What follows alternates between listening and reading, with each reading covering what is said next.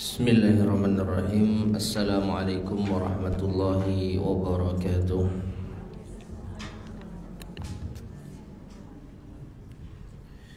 Innal hamdalillah nahmaduhu wa nasta'inuhu wa nastaghfiruh wa na'udzu billahi min shururi anfusina wa min sayyiati a'malina. من يهده الله فلا مضل له ومن يضلل فلا هادي له وأشهد أن لا إله إلا الله وحده لا شريك له وأشهد أن محمدا عبده ورسوله اللهم صل وسلم وبارك على نبينا محمد وعلى آله وأصحابه ومن تبعهم بإحسان إلى يوم الدين أما بعد. Para jemaah sekalian, ma'asyiral muslimin rahimani wa rahimakumullah. Alhamdulillah kita bisa melanjutkan kembali kajian kita membahas kitab Taisirul Karimir Rahman fi Tafsiri Kalamil Mannan yang disusun oleh Syekh Abdurrahman Ibn Nasir As-Sa'di rahimahullahu ta'ala.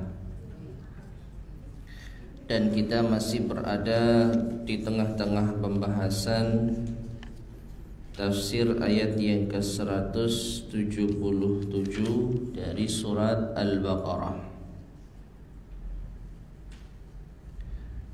Allah Subhanahu wa ta'ala berfirman di ayat ini, laisal birra an tuwallu wujuhakum qibalal masyriqi wal maghrib. Bukanlah kebajikan engkau atau kalian memalingkan wajah-wajah kalian ke arah timur dan barat. Yang sudah diterangkan maksud dari hal ini adalah banyak berdebat, ya, kasratul bahas, banyak membahas sesuatu yang membuat lelah. Walakinnal birra man amana billahi wal yaumil akhir. Akan tetapi kebaikan itu barang siapa yang beriman kepada Allah dan hari akhir, wal malaikati wal kitabi wan nabiyyin. Beriman kepada malaikat, kepada Alkitab, dan kepada para nabi. Yang ini semua masuk di dalam bab akidah, ya, bab keimanan kepada Allah, kepada malaikat, kepada hari akhir, kepada Alkitab, dan kepada para nabi. Ini di antara bab akidah. Nah, selanjutnya wa atal mala ala hubbih. Dan termasuk di antara kebaikan pula adalah memberikan harta yang dicintainya. Dan ini belum kita baca penjelasan dari al-mu'allif hafizahullah atau rahimahullahu ta'ala. Qala al-mu'allif rahimahullah wa atal mala. Allah berfirman dan memberikan harta. Wa huwa kullu ma yatamawwaluhu al-insanu min malin. Yang dimaksud dengan harta adalah segala sesuatu yang dimiliki oleh manusia. Min mal berupa harta. Qalilan kana aw katsiran, sedikit atau banyak. Ai a'tal mala. Ata itu maknanya adalah a'ta, memberi. Memberi harta. Ala hubbihi ay hubbil mal. Yaitu harta yang dicintainya. Dan ini sudah menjadi fitrah manusia. Zuyyina linnasi hubbus syahwat minan nisa'i wal banina wal qanatiril muqantarah. Telah dijadikan indah bagi manusia cinta terhadap syahwat, keinginan-keinginan jiwa. Minan nisa, kalau laki-laki ya suka wanita. Wal banin, anak keturunan. Wal qanatiril muqantarah, dan harta yang melimpah. Maka kalau ada seorang muslim yang rela memberikan harta yang disukainya, maka ia telah berbuat kebaikan. Bayyana bihi annal mala mahbubun lin nufus. Allah menjelaskan di sini bahwasanya harta itu dicintai oleh jiwa. Fala yakadu yukhrijuhul abdu, maka hampir saja seorang hamba itu tidak mau mengeluarkannya. Berat ya untuk mengeluarkannya. Atau yahrajuhu al-abdu, haraj, dari kata al-haraj itu berat ya. Jadi berat seorang hamba ini apabila harta itu berpisah dari dirinya. Faman akhrajahu ma'a hubbihi lahu, maka barang siapa yang mengeluarkan hartanya padahal harta itu sangat dicintainya, taqarruban ilallahi ta'ala, sebagai bentuk pendekatan diri kepada Allah, kana hadza burhanan li imanihi, maka ini adalah bukti keimanannya. Ya, bukti keimanan itu bisa diwujudkan dengan amal perbuatan, di antaranya mengeluarkan harta yang ia cintai di jalan kebaikan. Wa min ita'il mali ala hubbih, dan di antara mengeluarkan harta yang disukainya, an yatasaddaqa wa huwa sahihun syahihun, yaitu dia bersedekah dalam keadaan sehat wal afiat, dan dalam keadaan kikir. Apa maksudnya? Orang yang bersedekah dalam keadaan sehat wal afiat berarti bukan dalam kondisi sakit. Dalam keadaan kikir maksudnya dia benar-benar sayang terhadap hartanya, dia benar-benar cinta mati terhadap hartanya, tidak rela untuk berpisah darinya. Nah, kalau ada orang yang rela pada akhirnya mengeluarkan harta dalam kondisi seperti ini, maka ini diantara bentuk keimanan yang sempurna. Ya, ya'malul ghina wa yakhshal faqr, dalam kondisi yang mengharapkan, mengangan-angankan kekayaan dan takut kemiskinan. Jadi sedekah di saat sehat wal afiat dan di saat seneng-senengnya dengan harta, cinta-cintanya dengan harta, maka ini di antara bentuk keimanan yang sempurna. Karena apa, ma'asyar muslimin rahimani wa rahimakumullah? Kalau sedang sakit, orang sedang sakit kemudian punya harta, maka terkadang mengeluarkan harta itu mudah. Kenapa mudah? Karena dia berharap mungkin saya sedang diuji sama Allah, saya berbuat kebaikan lah, hartanya dikeluarkan dalam kondisi apa? Sakit. Tapi kalau sedang sehat-sehatnya, sedang bisa memanfaatkan harta untuk segala macam yang dia inginkan, mau jalan-jalan bisa, mau beli apapun bisa make, ya. Mau beli mobil mewah masih bisa make, mau jalan-jalan fisik masih ada. Nah, kemudian harta itu dikeluarkan untuk sedekah dalam kondisi harta itu benar-benar berada di dalam kekuasaannya penuh, maka ini hal yang sangat berat. Tapi kalau bisa, maka ini sedekah yang luar biasa. Ini bukan berarti orang ketika sakit nggak boleh sedekah, boleh. Tapi nilainya berbeda. Orang yang sudah tua renta, sakit-sakitan, ya dia mau sedekah itu ya bisa dikatakan hal yang biasa. Kenapa? Dia mau apa? Beli mobil yang nggak bisa nyetir sendiri, mau jalan-jalan ya sudah nggak kuat, terus dia punya harta banyak. Ya sedekah itu hal yang ringan mungkin bagi orang semacam ini. Apalagi dia sudah merasa hampir mati. Ya. Sekali lagi ini tetap kebaikan, tetapi tentu bersedekah di saat sayang-sayangnya dengan harta dan di saat sehat-sehatnya ini memiliki nilai yang sangat besar di sisi Allah Subhanahu wa taala. Nah, wa kadzalika, dan demikian pula idza kanatis shadaqatu an qillatin,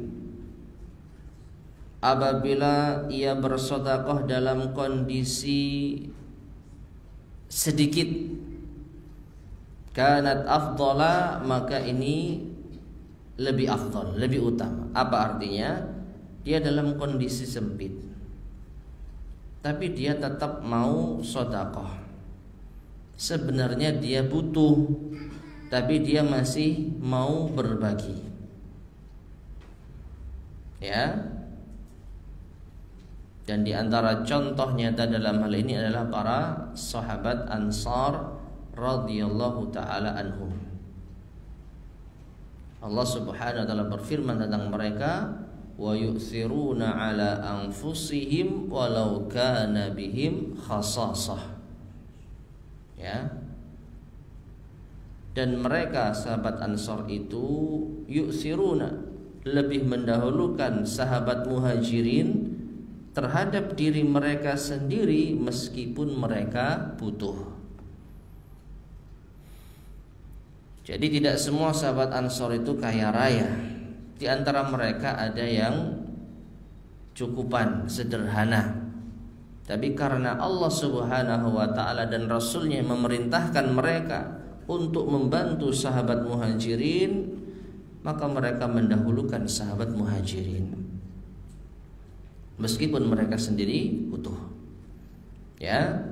Nah, maka kalau bersedekah di saat kita sedang kondisi sempit, maka ini afdal. Li'annahu fi hadhil hal yuhibbu imsakahu. Karena dalam kondisi semacam ini ia menjadi hal yang lumrah, orang itu ingin menahan hartanya. Ya. Mengatur pengeluarannya. Sedang hidup susah, maka uang itu di eman-eman.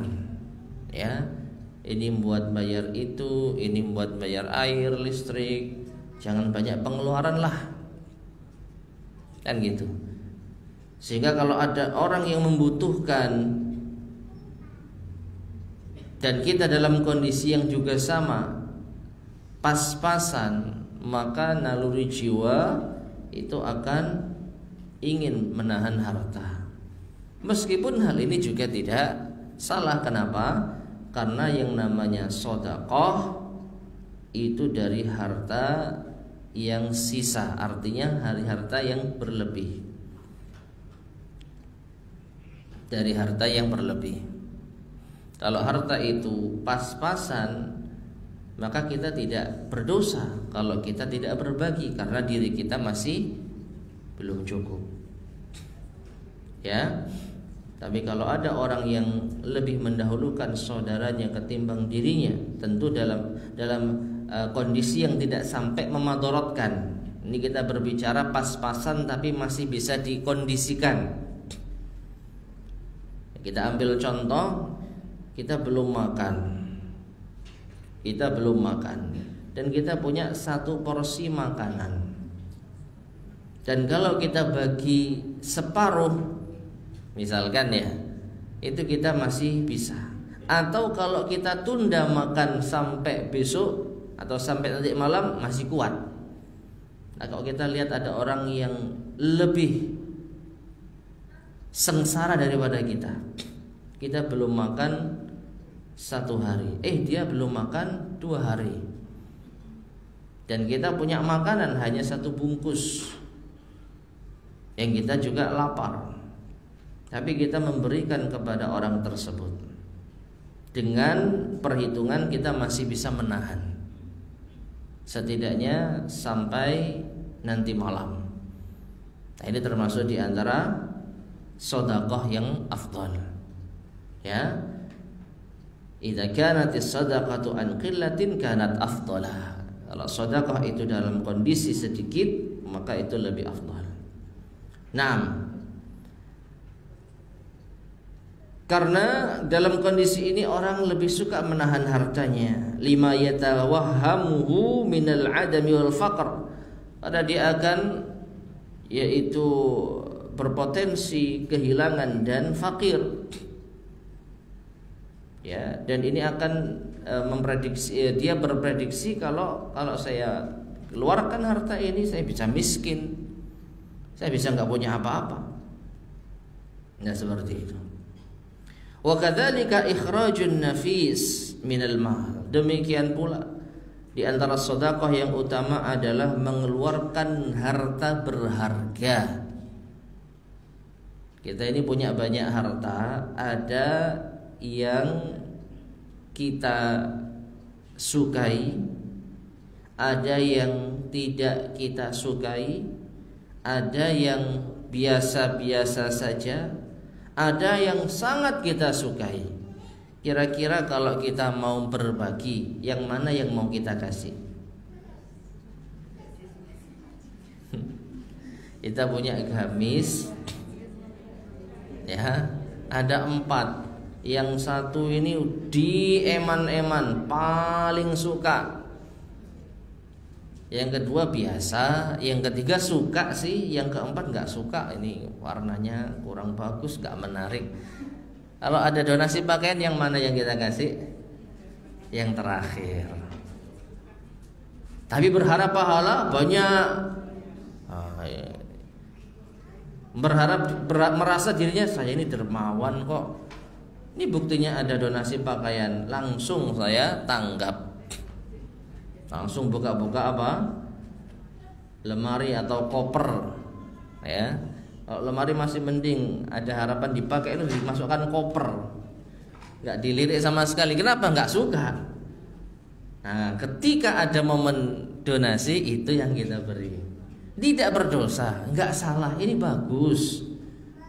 Cuman masih lebih afdol kalau yang kita berikan itu harta yang kita sukai. Sekali lagi, ini bukan berarti kita meremehkan ya donasi barang yang kita tidak suka tapi masih bagus. Mungkin orang lain suka dan lain sebagainya. Itu yang mungkin bisa kita harapkan. Ya. Nah, ini kama qala ta'ala, sebagaimana Allah berfirman, lan tanalul birra hatta tunfiqu mimma tuhibbun.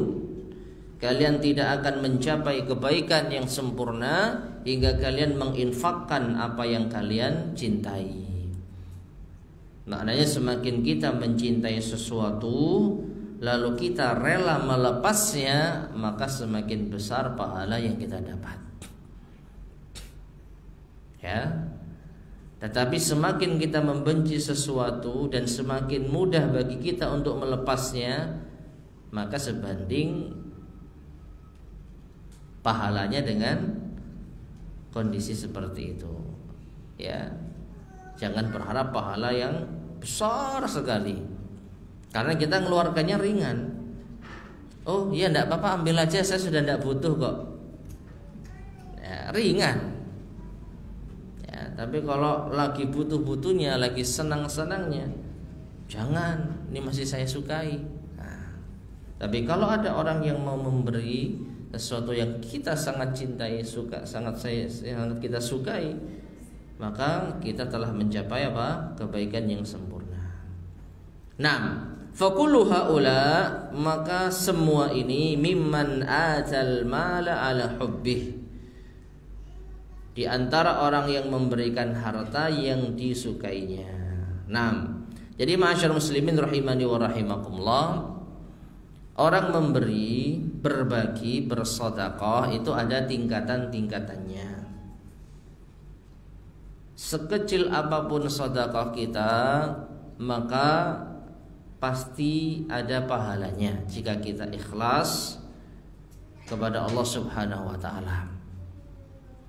Namun ada sedekah yang terbaik yang Allah sebutkan di dalam firman-Nya, wa atal mala ala hubbi, memberikan harta yang dicintainya. Dan tadi Syekh sudah menjelaskan harta yang dicintai itu ada kalanya harta yang memang benar-benar sangat dia sukai ketika dia dalam kondisi sehat, ketika dia dalam kondisi bakhil-bakhilnya, atau ketika dia dalam kondisi sempit, sedang butuh-butuhnya harta, kondisi pas-pasan, sedang mengatur pengeluaran seminimal mungkin, atau juga harta kesayangannya. Nah, inilah sedekah yang terbaik, termasuk di antara albir, kebaikan yang sempurna. Nah, berikutnya berkata al-muallif rahimahullah taala, "Tsumma dzakara al-munfaqa 'alaihim." Kemudian Allah menyebutkan siapa yang pantas untuk diberi infak. Wa huwa aulan nasi bi birrika wa ihsanika. Itu orang yang paling pantas untuk kita perbuat dengan baik, kita perlakukan dengan baik. Min dawil qurba, yaitu kerabat. Ya. Wa atal mala ala hubbihi zawil qurba, memberi harta yang disukai kepada kerabat. Alladzina tatawajja'u limusabihim, yang engkau merasa iba dengan musibah yang menimpa mereka. Wa tafrahu bisururihim, yang engkau juga gembira dengan kegembiraan mereka. Alladzina yatanasaruna wa yata'aqalun, dan mereka adalah orang-orang yang saling menolong, saling menopang. Famin ahsanil birri wa awfaqihi, maka di antara kebaikan yang paling baik, kebaikan yang paling utama, ta'ahudul aqaribi bil ihsanil mali wal qawli, yaitu memperlakukan kerabat, saudara dengan kebaikan berupa harta dan ucapan, ala hasabi qurbihim wa hajatihim, sesuai dengan kedekatan mereka dan kebutuhan mereka.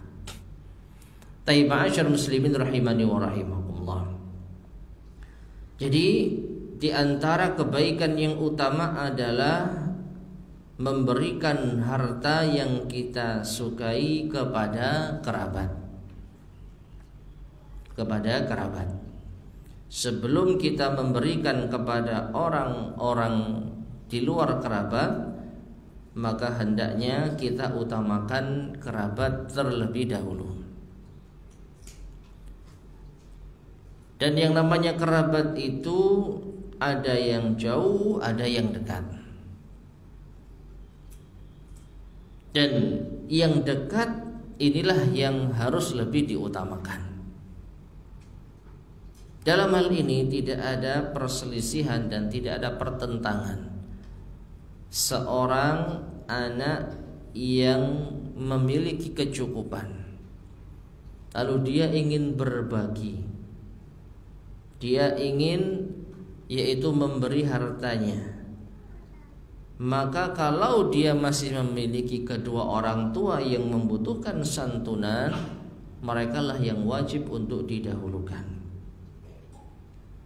Merekalah orang yang wajib untuk kita perlakukan dengan baik. Dan ini termasuk di antara bentuk birrul walidain, berbakti kepada kedua orang tua. Bahkan selain kita mendapat pahala infak, kita juga mendapat pahala birrul walidain. Ya, nah setelah itu mereka yang memiliki kekerabatan dengan kita, saudara, ya, paman, bibi. Setelah itu saudara yang cukup jauh, baru setelah itu orang-orang secara umum. Nah, di antara bentuk kebaikan yang sempurna yaitu kita berbagi kepada kerabat tadi. Nah, ini menuntut kita ma'asyar muslimin rahimani wa rahimakumullah untuk tahu siapa kerabat kita, agar kita tahu yaitu kondisi mereka, apa kebutuhan mereka, dan ini termasuk di antara bentuk menyambung tali silaturahim. Kalau anak kepada orang tua masuk bab-bab birrul walidain. Tapi kalau kepada saudara maka masuk di dalam bab menyambung silaturahim. Nah, setelah itu wal yatama. Setelah kita berbagi kepada kerabat, keluarga, maka di antara kebaikan yang utama adalah berbagi kepada anak-anak yatim. Alladzina la kasiba lahum, yang mereka tidak memiliki orang yang menanggung kebutuhan mereka. Walaysa lahum quwwatun yastaghnuna biha, dan mereka tidak memiliki kekuatan untuk mencukupi yaitu kebutuhan mereka. Wa hadza min rahmatihi ta'ala bil ibad, dan ini diantara bentuk kasih sayang Allah Ta'ala kepada hamba-hambanya, ad-dalati ala annahu ta'ala arhamu bihim, yang menunjukkan bahwasanya Allah Tabaraka wa Ta'ala sayang kepada mereka, minal walidi biwaladihi, daripada sayangnya orang tua terhadap anaknya.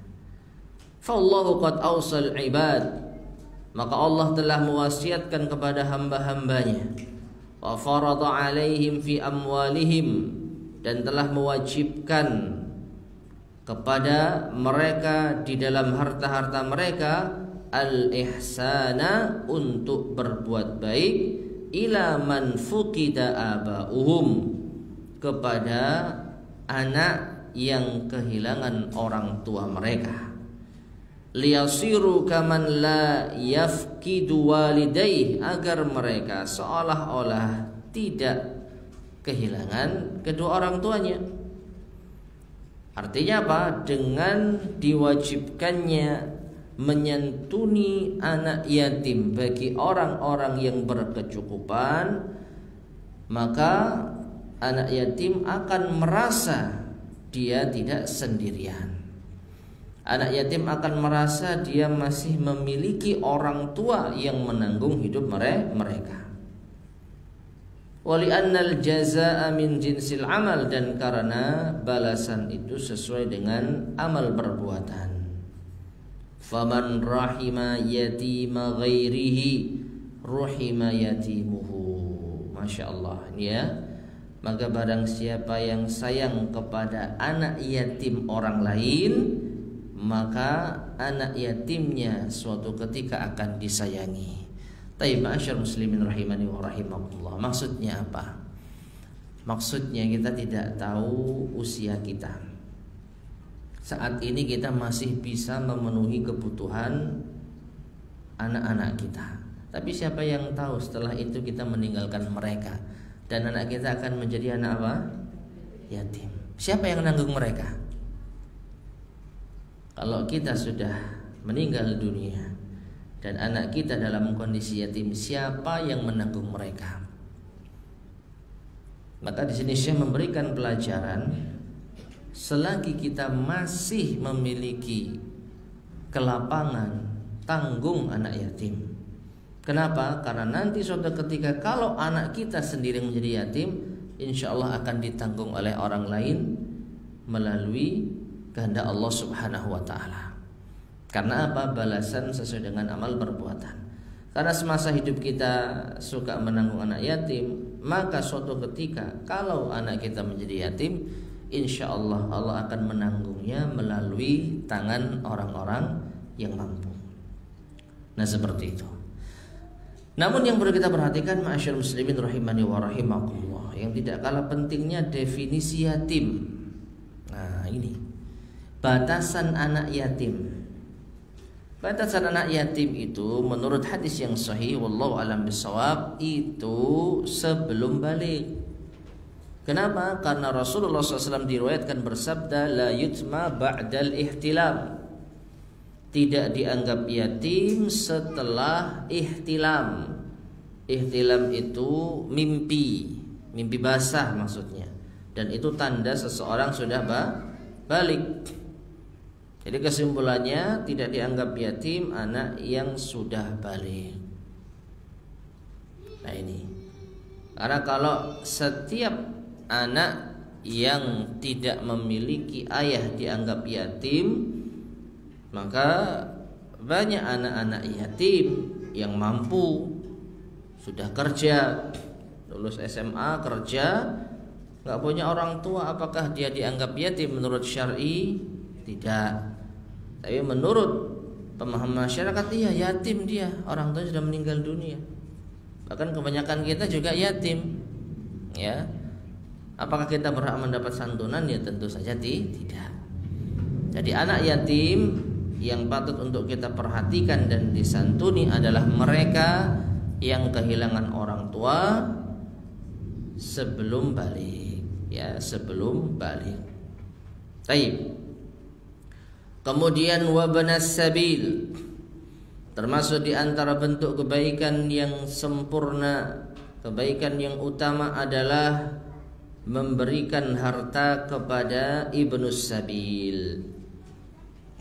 Wa huwal gharibu, yaitu orang asing, orang yang berasal dari tempat yang jauh, al-munqati'u bihi fi ghairi baladih, yang terputus kemampuannya di negeri selain tempat tinggalnya.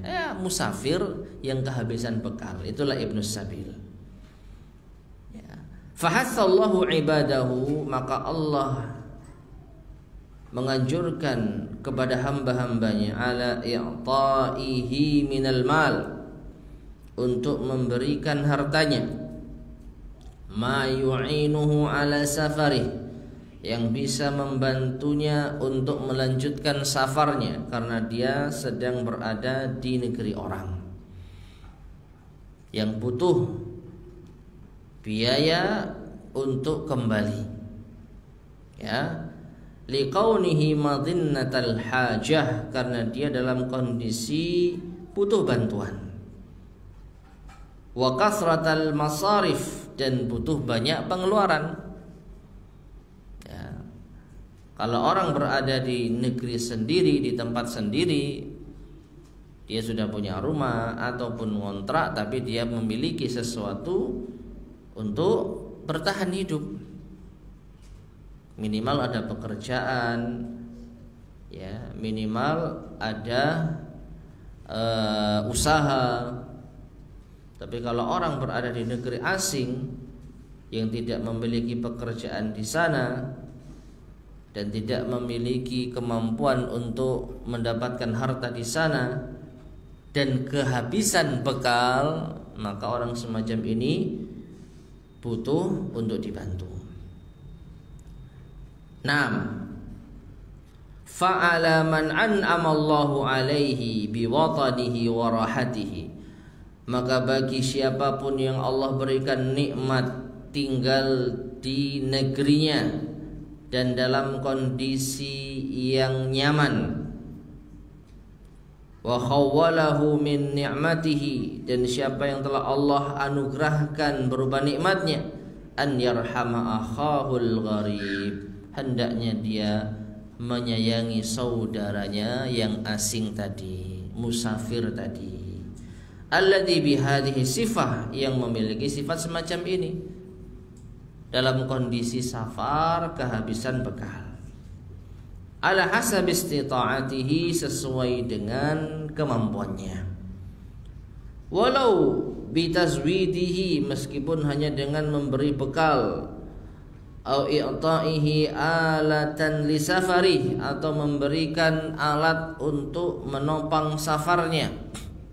Hanya bisa misalkan memberi benda, ya, hanya bisa memberi benda, entah apa itu yang bisa digunakan untuk melanjutkan perjalanan. Maaf, saya bisa cuma ngasih topi gitu ya, orangnya kepanasan, cuman bisa ngasih topi supaya kalau jalan nggak kepanasan. Ya, ini kemampuannya seperti itu, ya tidak ada masalah. Au daf'i ma yanubuhu minal madhalimi wa ghairiha, atau hal yang bisa menghindarkan, yaitu apa yang berupa kezaliman dan selainnya. Ya, mungkin diberi alat untuk bertahan hidup, dibawakan misalnya tongkat. Ini kalau jaga-jaga, kalau kamu sedang jalan sendirian di malam hari, kalau ada orang jahat kamu bisa pakai sebagai senjata, ya. Nah, itu yang dimampu maka silahkan. Nah, ma'asyiral muslimin rahimani wa rahimakumullah, memberi bekal kepada musafir ini insyaallah amalan yang bisa dikatakan mudah untuk dilakukan. Bahkan banyak di antara kita yang suka membantu orang-orang semacam ini. Hanya masalahnya terkadang atau bahkan mungkin sering, ya, kita mendapatkan informasi musafir gadungan. Ini yang menjadikan kita dilema. Mau ngasih kok seperti itu, nggak dikasih kok kasihan, ya. Maka kalau kita tidak mau tahu, kasih saja, selesai urusan. Tapi masalahnya ini membuat dia memanfaatkan keadaan. Mau tidak mau kita akan merasa jengkel, loh, dia sudah dikasih dari sana kok sekarang ke sini dan lain sebagainya. Maka di antara solusi yang jitu tentang hal ini, kalau kita benar-benar mau membantu, maka kita bantu dia untuk kembali ke tempatnya. Kita antar ke terminal misalnya, kita belikan tiket. Nah itu, cuman rata-rata nggak mau. Tidak usah, saya jalan saja. Jadi menampakkan dia soro, nggak mau ngerepoti kita kan gitu. Banyak kejadian seperti ini, Bu. Ya, butuh bantuan, kehabisan bekal, minta berapa, adanya saja nggak apa-apa. Ya seperti itu. Lah, rumahmu di mana? Di sana. Mana nomor yang bisa dihubungi? Bulet. Aduh, kehilangan nomor telepon. Nah, ini kan sudah mulai nggak masuk akal. Kalau orang itu benar-benar membutuhkan, dia akan kooperatif. Katakanlah lost kontak, gitu ya. Paling tidak kan ingat rumahnya di mana, lalu bisa dicari informasi. Atau ya sudah, karena saya nggak tahu apa, saya antar ke kantor polisi ya, malah nggak mau. Nggak usah, saya jalan saja, nggak apa-apa. Ya gitu. Nggak apa-apa, saya antar saja, saya antar. Nggak usah, nggak ngerepoti. Sudah kayak 10.000 aja buat naik ojek. Loh, nggak usah diantar, nggak mau. Nah, orang semacam ini bagaimana? Akhirnya ya beneran jalan, terus nggak tahu kemana juntrungannya. Mungkin nyari ke tempat lain yang mau berbelas kasih kepada dirinya. Nah, ma'asyiral muslimin rahimani wa rahimakumullah, orang-orang semacam ini yang menjadikan kita dilema. Bukan berarti kita tidak mau membantu, tapi kita ingin tepat di dalam membantu. Maka di antara solusinya ya kita kejar terus mana nomor yang bisa dihubungi dari kerabat. Di zaman sekarang nggak sulit itu. Ya, benar nggak Anda ini tersesat, kehabisan bekal? Ya, kalau nggak mau ngasih nomor ya sudah, minta alamat. Nanti kita cari informasi apakah yang bersangkutan itu memang warga sana yang kehabisan bekal. Kalau fix baru kita bantu. Kita belikan tiket, ya, entah itu kereta atau bis, lalu kita berikan perbekalan. Nah itu insya Allah solusi yang terbaik. Nah, kemudian wafir riqabi, ya, belum ya, wasailina. Dan termasuk di antara kebaikan pula adalah memberi kepada as-sailin, ay alladzina tu'radu lahum hajatun minal hawaij tujibus su'al, yaitu orang-orang yang dihadapkan pada kebutuhan-kebutuhan yang mengharuskannya untuk meminta. Jadi termasuk di antara kebaikan itu kita berbagi kepada orang yang meminta-minta. Namun perhatikan di sini Syekh rahimahullah taala menjelaskan mereka adalah orang yang memang butuh sehingga mengharuskan mereka meminta. Artinya kalau ada orang yang profesinya meminta-minta padahal tidak dalam kondisi terdesak, maka bukan termasuk kebaikan. Maksudnya kebaikan yang dimaksud di dalam ayat ini. Ya. Kalau ada orang yang memang dalam kondisi yang terdesak, enggak punya apa-apa, kehilangan pekerjaan, kehilangan rumah, dan dia tidak bisa menahan diri dari apa? Dari meminta-minta, maka orang ini pantas untuk diberi. Meskipun ada juga orang yang susah tapi tidak mau menampakkan kesusahan, sehingga dia tidak apa? Meminta-minta. Nah, ini lebih mulia lagi jemaah sekalian. Jadi para ulama kita menjelaskan bahwa berbagi kepada fakir miskin yang mereka tidak menampakkan kemiskinannya itu lebih afdal. Itu lebih utama. Ya kan, Syekh Abdul Razak hafizahullah taala menjelaskan orang-orang semacam ini pantas untuk kita cari. Memang ma'asyar muslimin rahimani wa rahimakumullah, orang kalau sudah punya harta ini biasanya, maaf ya, biasanya mau enaknya, mau gampangnya. Apa itu? Ya, yang butuh datang. Saya yang punya uang kok, butuh ya datang ke rumah, atau butuh ya mana itunya, flyernya, baru kita kirim, baru kita beri. Sedikit yang berburu kebaikan-kebaikan semacam ini, melihat orang ini kok kayaknya kesusahan, tapi kok nampaknya baik-baik saja, memperhatikan kondisi kehidupannya. Wah, ternyata orang ini susah hidupnya, tapi kok nggak minta-minta. Nah itu kita yang datang. Kalau kita nggak mau datang bisa lewat orang lain. Yang penting kita ada upaya untuk mencari orang-orang seperti ini. Bukan kita yang nunggu, siapa yang mau butuh datang. Meskipun ini juga baik, ya, kita menunggu informasi, yaitu donasi, informasi bantuan-bantuan, proposal masuk, lalu kita berikan, itu baik, bukan hal yang tercela. Tapi ingat, di antara orang-orang fakir, orang-orang miskin, ada yang tidak menampakkan kesusahannya karena menjaga izzahnya. Nah, orang-orang semacam ini yang harusnya kita beri, ya. Maka betapa indahnya hubungan antara sama muslim yang kaya mau survei karena ini demi kebaikannya.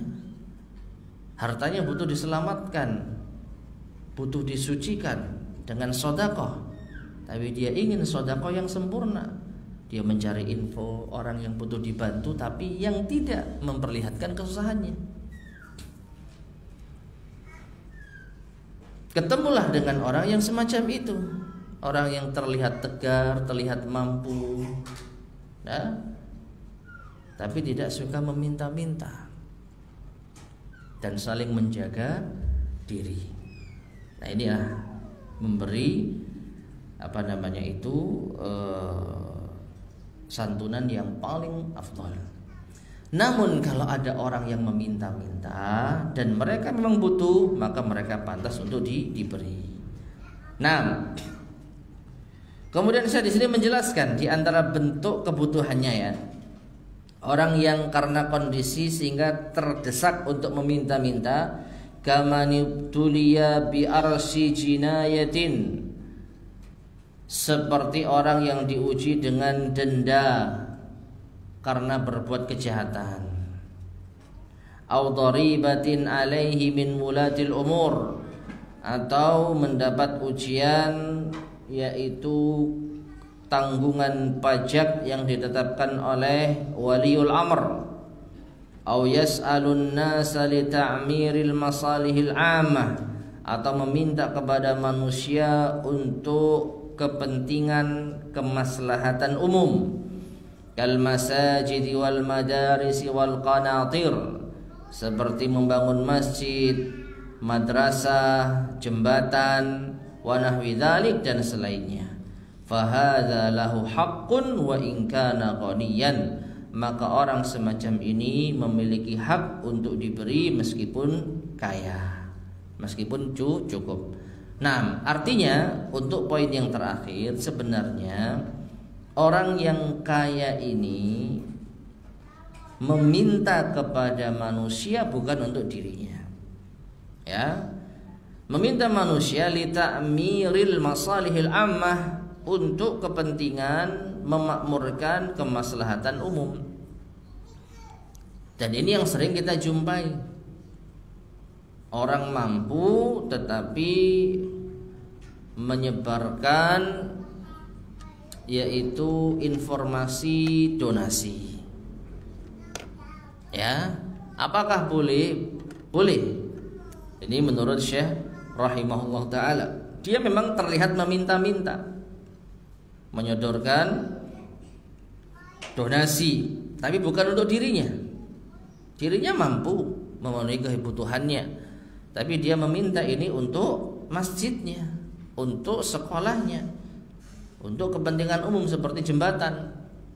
Ya, meminta-minta kepada orang untuk kepentingan umum, ini termasuk di antara yang patut untuk diberi. Ya, yang patut untuk diberi. Nah, kemudian wafir riqab, dan juga memberi kepada budak. Ya, ar-riqab yaitu budak. Fayadkhulu fihi al-'itq wal i'anatu alaih, maka masuk di sini membebaskan budak atau menolong untuk membebaskan diri. Ya, membebaskan dirinya maksudnya.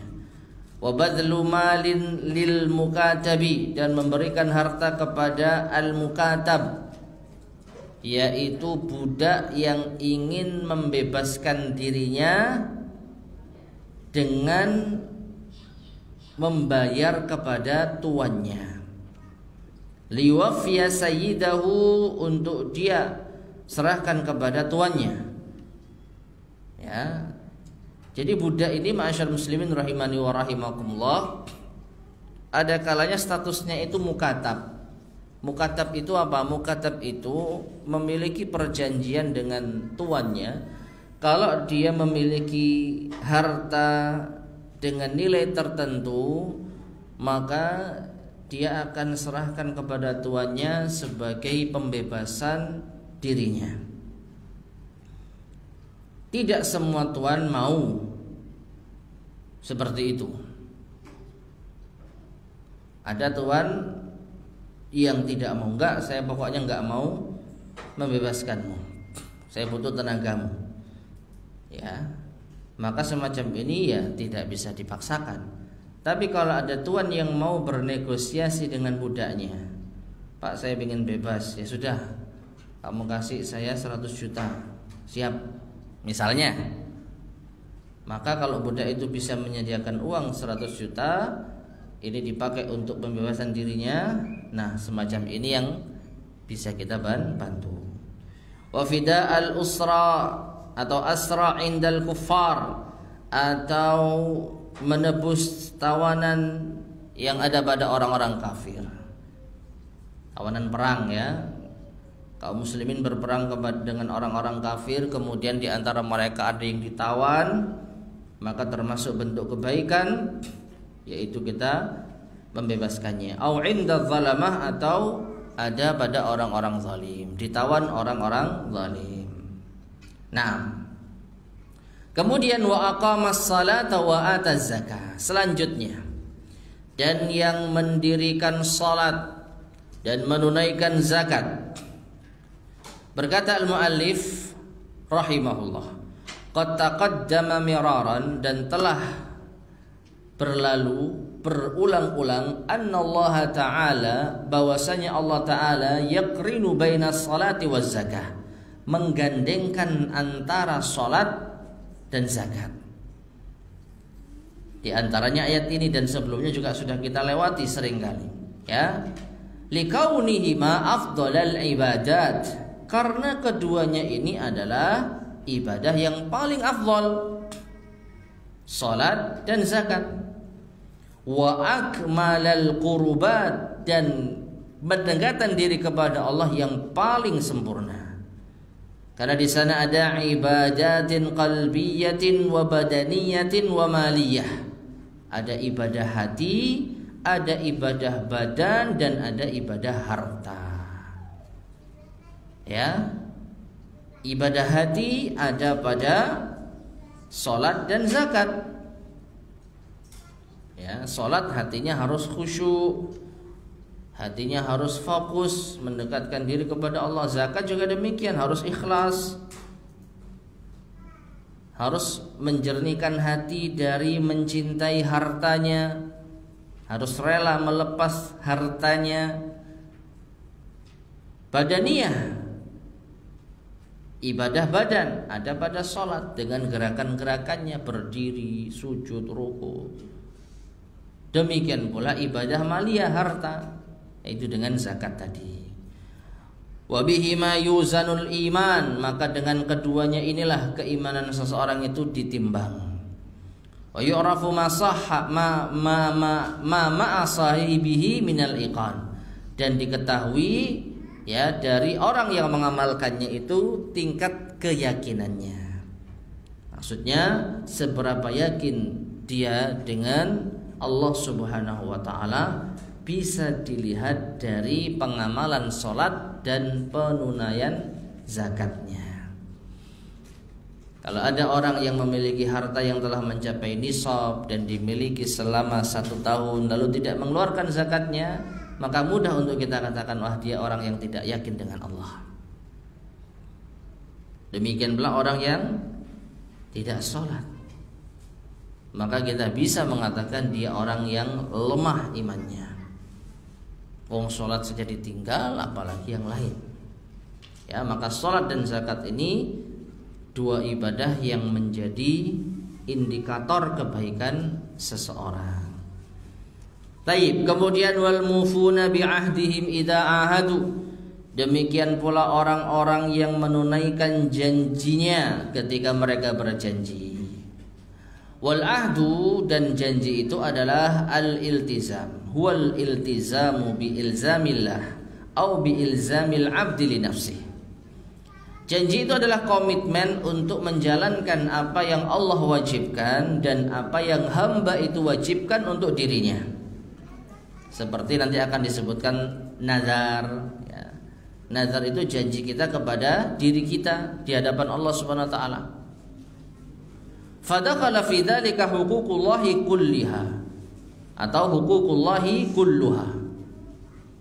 Maka masuk di dalam menepati janji adalah menunaikan hak-hak Allah semuanya. Ya, ketika kita telah memutuskan beragama Islam, maka ada janji-janji yang harus kita tepati. Yaitu apa? Mengerjakan kewajiban-kewajiban. Likaunillahi alzama biha ibadahu, karena Allah yang telah mewajibkan hal tersebut kepada hamba-hambanya.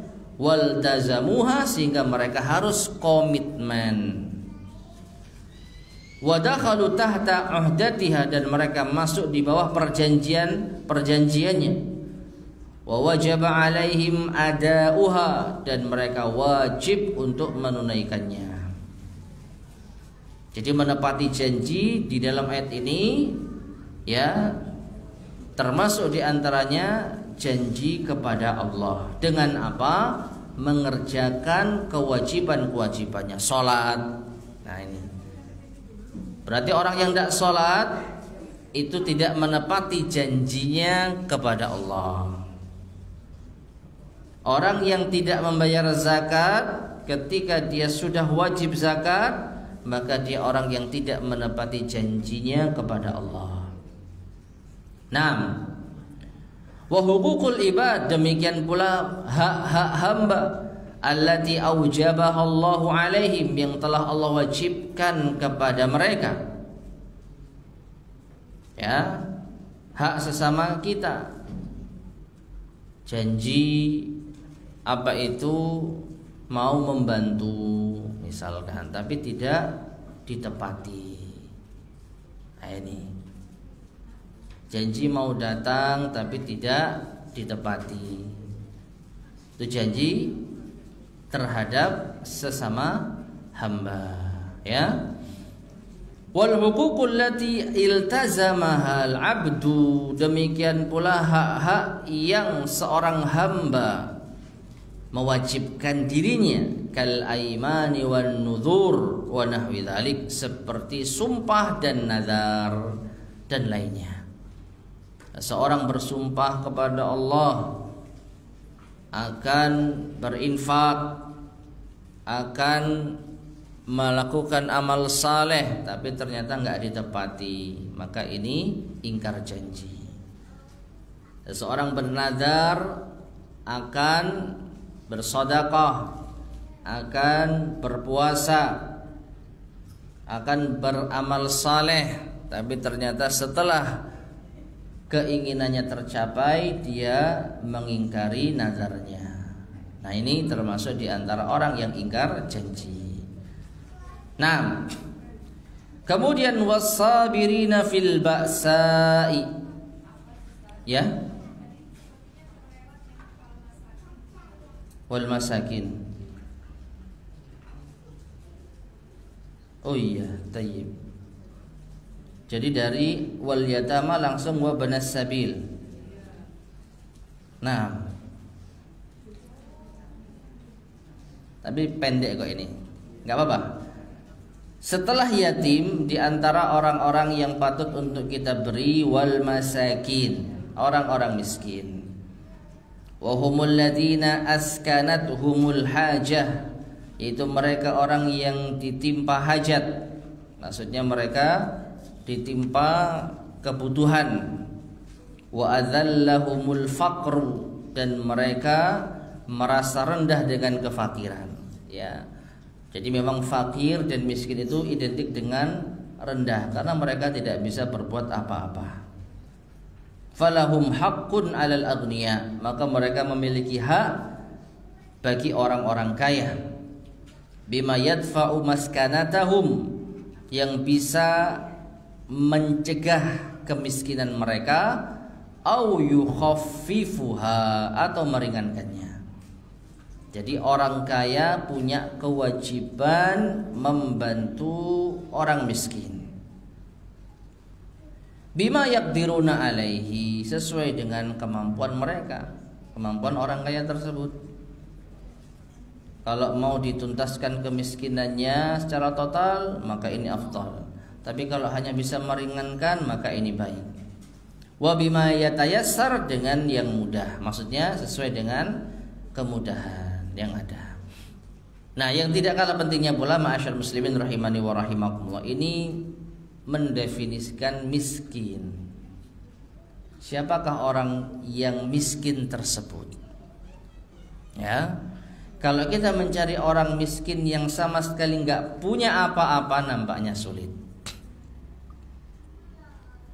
Sekarang siapapun punya apa-apa, minimal punya kendaraan, punya handphone, minim itu, ya. Oleh karena itu penting bagi kita untuk mengetahui batasan miskin. Dan disebutkan oleh para ulama, di antara patokan miskin, Wallahu a'lam bishawab, adalah orang yang tidak mampu memenuhi kebutuhannya. Tidak mampu memenuhi kebutuhannya dalam artian begini. Kita kasih contoh saja ya.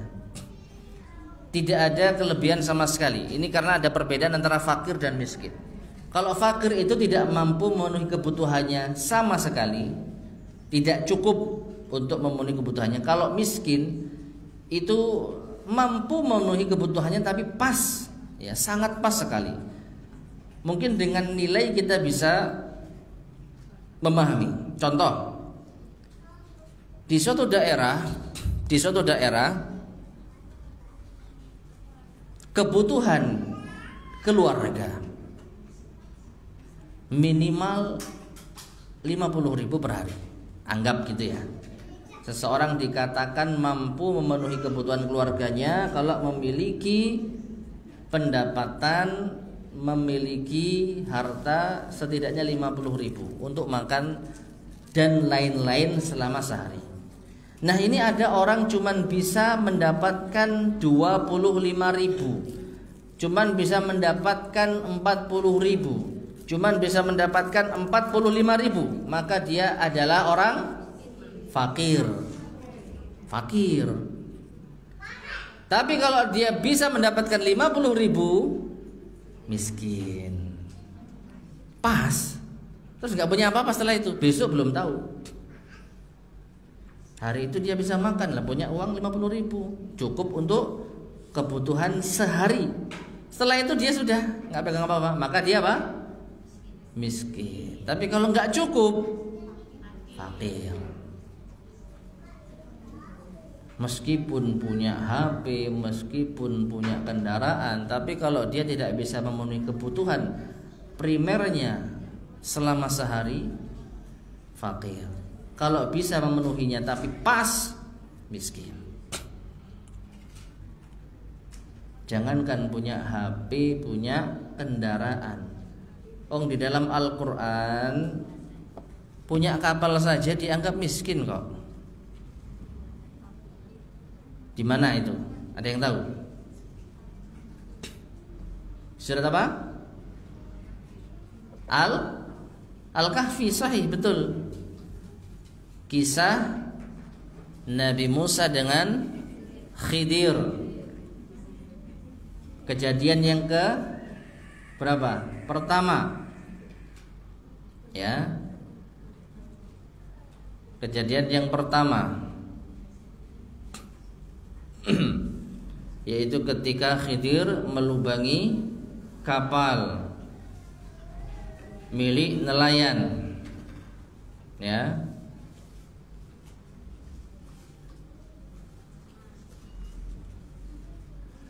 Nah, di ayat itu disebutkan ammas safinatu, yaitu di ayat ke-79 ini tepatnya. Penjelasan Khidir kenapa dia melubangi kapal. Ammas safinatu fakanat limasakina ya'maluna fil bahr fa aradtu an a'ibaha wa kana wara'ahum malikun ya'khudhu kulla safinatin ghasba. Adapun kapal yang dilubangi, maka itu milik orang-orang miskin yang mereka bekerja di laut. Orang miskin aja punya apalagi cuman HP, motor. Nah, seperti itu. Maka yang dilihat kemampuannya untuk memenuhi kebutuhannya. Kalau ada lebih, maka bukan miskin. Kalau pas, miskin. Kalau kurang, fakir. Nah, taib. Selanjutnya ya, wasabirina fil ba'sa. Dan di antara orang-orang yang berbuat kebaikan, kembali kepada walakinnal birra, ini panjang ayatnya. Akan tetapi kebaikan itu adalah di antaranya wasabirina fil ba'sa, itu orang-orang yang bersabar di kala sempit, ay al-faqr, di kala miskin. Ma'asyar muslimin rahimani wa rahimakumullah. Kalau kita perhatikan betul-betul, Islam itu memberi petunjuk kepada semua kalangan. Orang yang kaya bisa berbuat baik dengan hartanya. Ya. Orang yang kaya bisa berbuat baik dengan hartanya. Wa atal mala ala hubbihi dzawil qurba wal yatama wal masakin wa banas sabil wasailina wa fir riqab. Ini ayat yang ditujukan kepada orang-orang kaya. Berbagi, keluarkan harta yang dicintainya kepada kerabat, yatim, miskin, musafir, orang yang minta-minta, kepada budak. Untuk orang yang miskin juga ada pintu kebaikan. Apa itu? Bersabar. Wasabirina fil ba'sa, yaitu orang-orang yang bersabar di kala sempit. Ay al-faqr. Lianna al-faqira yahtaju ila sabri min wujuhin katsira. Karena orang fakir itu butuh sabar dari banyak sisinya. Likaunihi yahsulu lahu minal alamil qalbiyah, karena dia mendapatkan penderitaan hati, wal badaniyatil mustamirrah, dan juga penderitaan fisik badan yang terus menerus. Ma la yahsulu li ghairihi, apa yang tidak didapatkan oleh lainnya, orang lain, apa yang tidak dirasakan oleh orang lain. Ya. Hatinya orang miskin merasa susah ketika yang lain bisa makan enak, dia nggak bisa makan. Ya. Jadi hatinya orang miskin itu apa? Sengsara. Bukan hanya fisiknya saja. Kalau fisik jelas kita lihat. Di saat orang-orang bisa tidur nyenyak di atas kasur di dalam kamar yang memiliki AC, orang miskin tidurnya di atas kardus. Ya. Lo katanya miskin punya HP, punya motor, ya sudah, di kos-kosan yang kasurnya itu kempes. Terus juga tidak memiliki pendingin ruangan, ya, sumuk tidurnya. Lihat orang bisa tidur seperti itu, wah, merasa dirinya susah, ya, batinnya merana.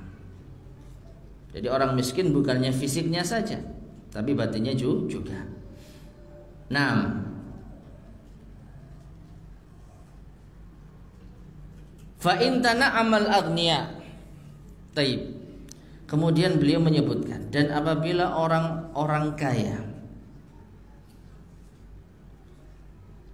mendapatkan kenikmatan bima la yaqdiru alaih, terhadap sesuatu yang tidak ia mampu, ta'allama, ia akan merasa sengsara. Ma'asyar muslimin rahimani wa rahimakumullah. Allahu a'lam bishawab. Di sini Syekh ingin membahas atau meluaskan pembahasan yang bersabar itu bukan hanya orang fakir. Orang fakir sudah dijelaskan, yaitu orang yang memiliki kebutuhan dan dia bersabar dari banyak sisi. Dia merasakan tekanan batin dan juga dia merasakan kesusahan fisik. Tetapi orang yang bersabar di dalam kesempitan itu bukan hanya orang miskin. Ada kalanya orang kaya juga bersabar. Contohnya, apabila orang kaya mendapatkan kenikmatan tapi dia tidak mampu untuk merasakannya. Contoh, orang kaya sakit, ya, dia punya uang, harta melimpah, tapi nggak bisa makan enak, nggak bisa merasakan makanan yang lezat, tidak bisa berjalan, harus pakai kursi roda. Ta'allama, maka dia akan merasa sengsara. Nah, ini butuh apa? Sabar. Menunjukkan kalau tidak semuanya bisa dibeli. Ya, kesehatan nggak bisa dibeli. Wa in jaa au ja'at iyaluhu ta'allam. Demikian pula orang yang kaya dalam kondisi lapar atau keluarganya sedang dalam kondisi lapar, ta'allama, dia juga akan merasa susah. Loh, kok bisa orang kaya? Ya bisa saja, ya, dalam kondisi yang mungkin tidak memungkinkan, ditinggal pembantunya mungkin, terus nggak bisa masak, terus nggak bisa keluar rumah, mau apa? Ya, kelaparan ya susah, harus sabar. Wa in akala ta'aman ghaira muwafiqin li hawah ta'allama. Dan jika ia makan makanan yang tidak sesuai dengan seleranya, ia juga akan merasa susah. Lapar, tapi makanan cuman ada ini, nggak sesuai selera, maka dia merasa susah, harus sabar. Wa in uriya au kada ta'allam.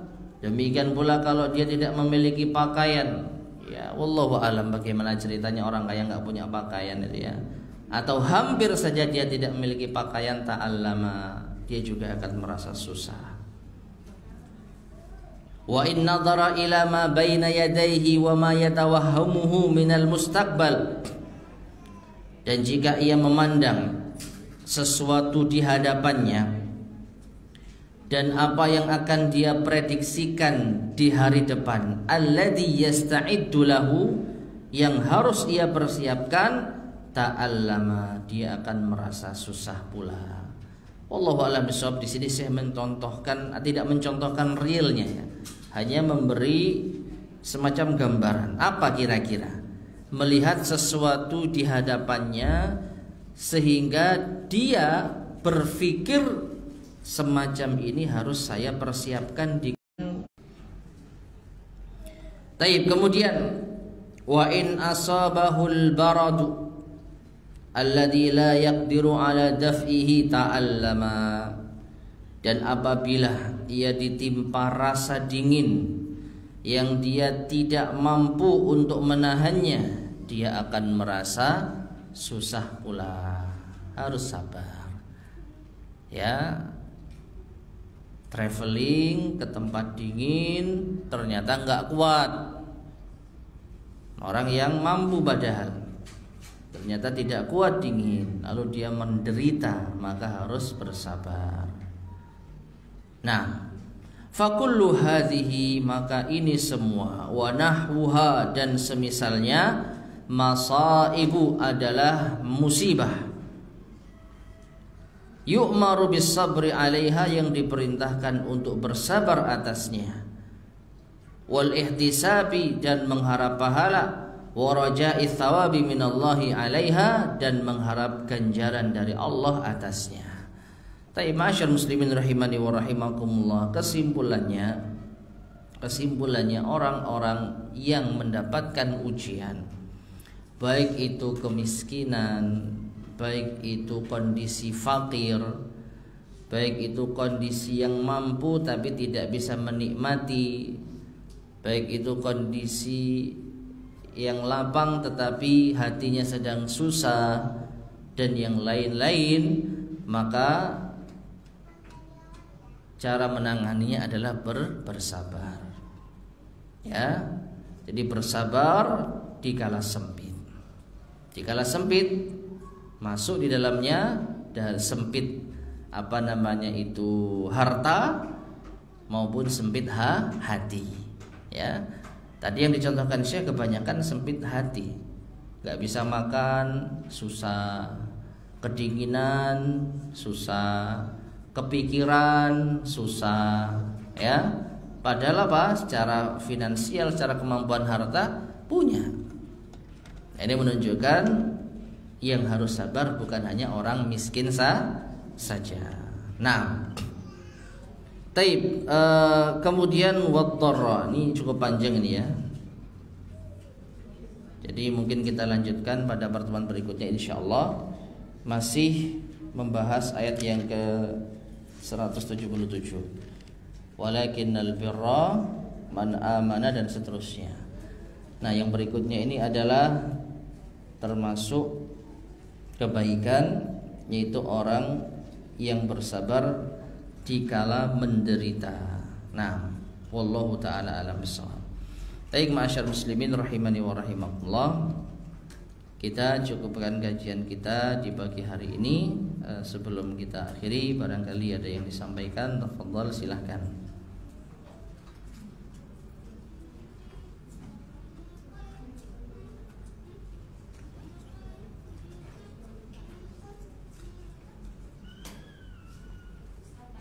Okay.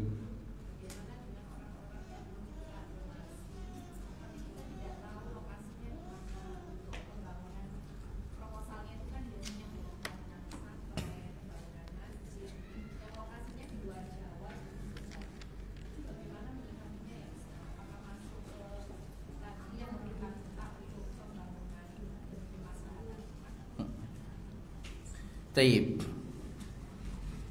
Secara asal, ini kita bicara secara asal ya, seorang mukmin itu amanah. Sehingga kalau ada seorang mukmin yang dia memberikan informasi donasi kebaikan yang kita tidak tahu tempatnya, maka tidak ada masalah kalau kita mau berdonasi. Ya. Adapun kalau ternyata tidak amanah, ya cukup menjadi catatan bagi kita di kemudian hari. Ya. Jadi apakah berdonasi kepada lembaga-lembaga yang tidak kita ketahui itu tetap termasuk di antara bentuk kebaikan? Maka jawabannya iya. Karena apa? Secara asal seorang mukmin itu amanah. Ya. Atau kalau kita mau mencoba menelusuri lewat media sosial, cari info, silahkan. Tapi kalaupun kita tidak mencari info, pokoknya kita tutup mata, ya sudahlah, ini ada yang butuh kita beri, maka insya Allah tetap dapat pahala. Terlepas dari apakah nanti amanah atau tidak. Ya. Jadi insya Allah tidak ada masalah kalau kita mau berdonasi kepada pihak-pihak yang tadi kita tidak ketahui ya. Selama jelas infonya itu untuk pesantren, untuk masjid, maka bismillah. Tapi kalau kita belum sreg dan belum percaya, ya tidak memberi pun tidak mengapa. Itu hak kita. Tapi jangan sampai ketidaktahuan kita terhadap lembaga yang akan kita salurkan donasinya menghalangi kita untuk berinfak. Ya, wallahu a'lam bishawab. Tapi ada lagi yang sampaikan? Kalau untuk yang musafir tadi, ya.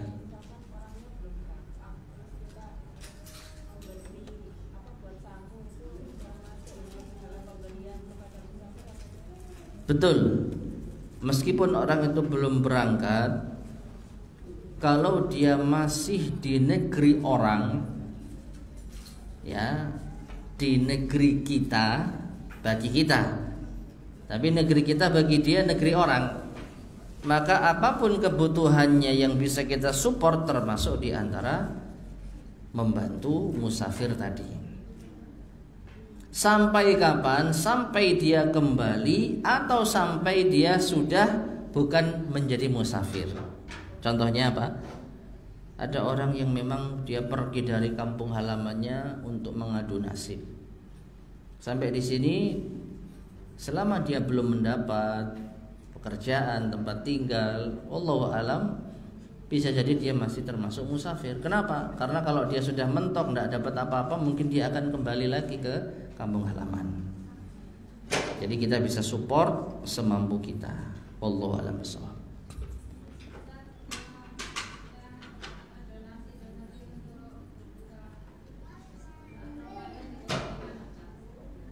Baik. Iya, itu donasi yang baik. Kenapa? Karena barang siapa yang memberi buka puasa kepada orang yang berpuasa sama dengan dia akan mendapat pahala orang yang berpuasa, kan begitu. Nah, kita nggak bisa misalkan memberi langsung, maka kita menginformasikan kepada orang-orang yang mau memberi misalnya, nggak ada masalah. Meskipun pada akhirnya kita termasuk yang menikmatinya, maksudnya mungkin gitu ya, nggak ada masalah. Tapi juga innamal a'malu binniyat. Kalau kita mencari donasi yang niatnya untuk kita, nah ini nggak benar. Ya, tapi kalau niatnya untuk kaum muslimin yang ada di tempat kita dan kita termasuk di antaranya, nggak ada masalah. Kan bukan hanya kita yang menikmatinya. Ya. Tujuan kita ya untuk kaum muslimin yang berpuasa, yang berbuka di masjid tersebut. Nah, karena kita ada di sana, kita juga apa? Menikmatinya. Nggak ada masalah, insyaallah. Wallahu a'lam bishawab. Karena ini untuk kepentingan umum. Baik, ada lagi yang sampaikan?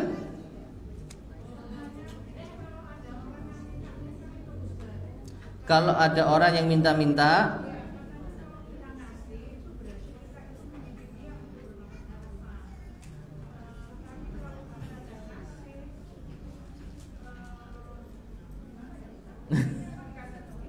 tadi sudah kita sampaikan, orang meminta-minta yang pantas untuk diberi memang orang yang dalam kondisi terdesak. Ya.